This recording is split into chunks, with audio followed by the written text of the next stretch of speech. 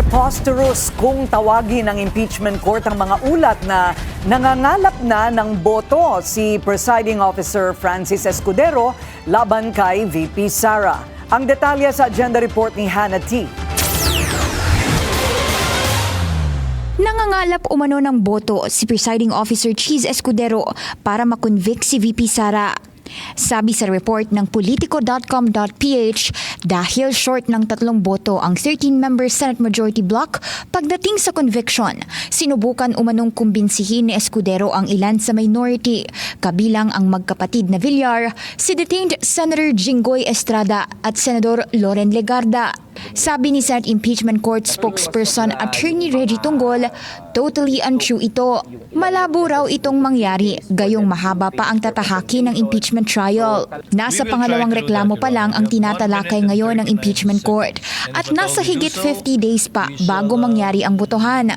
Parang ang ano niya lang, bakit mo pa ako tinatanong? Parang alam mo naman na wala namang ganyan. Alam mo naman na hindi totoo yan. So yun lang, parang so preposterous for me to even raise it up to him.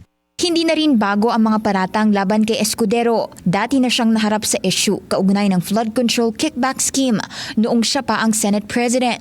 He, as you know, no, kahit na before, laging ini-issue sa kanya yan yung regarding the Senate presidency, ganyan din yung pinalabas na issue. So lumang tugtugin na po yan if you consider it.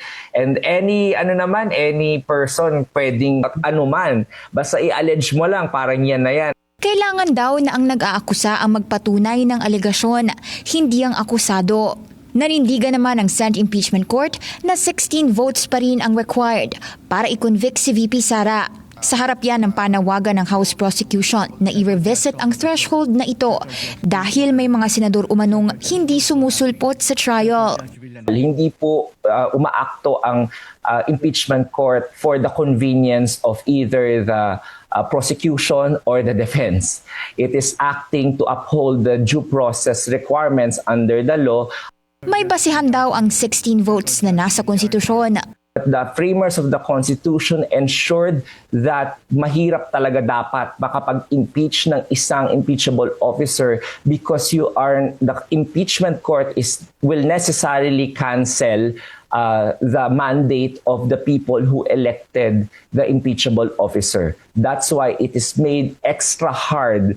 Sakaling may kumwestiyon nito sa Korte Suprema, dangerous proposal ito kung tawagin ni Tunggol dahil kakailanganin ng impeachment court na baguhin ang rules of the game sa gitna ng trial at sa due process. Hindi raw ito pinapayagan.